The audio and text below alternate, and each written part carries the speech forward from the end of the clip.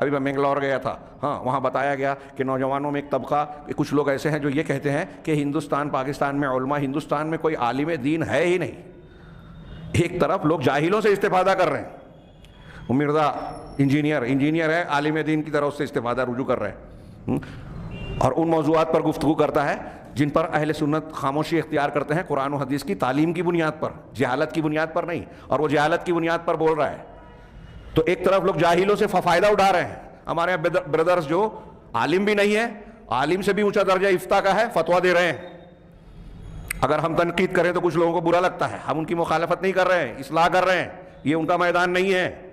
ہاں کسی کا فتویٰ پڑھ کر آپ فتویٰ دے دیں یہ کافی نہیں ہے، اس کی اپنی باریکیاں ہیں، نزاکتیں ہیں، حالات کی اور پس منظر کی بنیاد پر فتوے کی شکلیں بدلتی ہے، اس کا لحاظ کیا جاتا ہے. خیر، ایک طرف یہ ہے کہ غیر علماء سے لوگ استفادہ کر رہے ہیں، اور دوسری طرف ایسی بات چلائی جا رہی ہے کہ یہاں کوئی عالم ہے ہی نہیں. میں نے وہاں ہلکے سے بتایا ہم شبہات کے فتنے میں یہ بات بار بار پڑھ رہے ہیں، اور آج کل یہ بات کافی بیان کی جا رہی ہے کہ یہود و نصارہ کا ایک ایجنڈا ہے، ہوائی بات نہیں ہے، یہ ثبوتوں کے ذریعے سے موجود ہے یہ چیز کہ علماء کرام سے عوام کا، مسلمان عوام کا تعلق توڑ دیا جائے تو دین پر حملہ کرنا، گمراہیاں ڈالنا، شرک، کفر، بدعت، خرافات کو عام کرنا بہت آسان ہو جائے گا. اور اس کی وہ مثال آپ دیکھ سکتے ہیں کہ جن بستیوں دیہاتوں میں عالم دین ہے ہی نہیں، دین کا علم وہاں نہیں ہے، وہاں عقائد اور ایمانیات کی منہجیت کی کیا کیفیت ہے.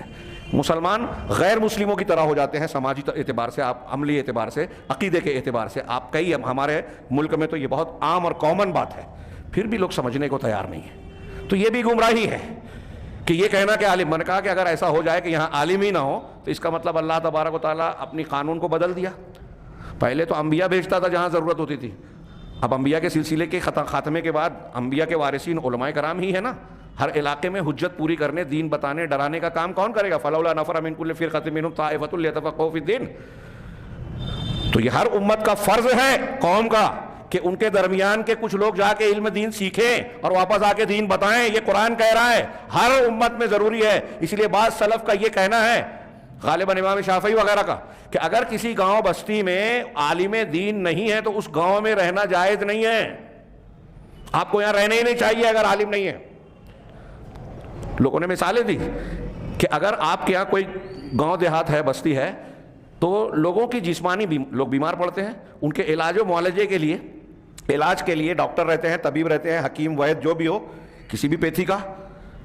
تو یہ ضروری جانا جاتا ہے کہ ہر بستی گاؤں میں کوئی طبیب، ڈاکٹر، معالج ہو، علاج کرنے والا. یہ جسمانی بیماری کا علاج وہ کرتے ہیں.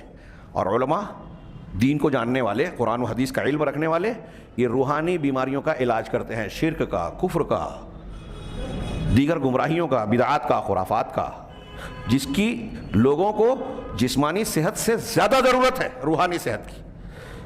جسمانی صحت بگڑے گی تو مر جائے گا آدمی، مرنا تو ہے ہی.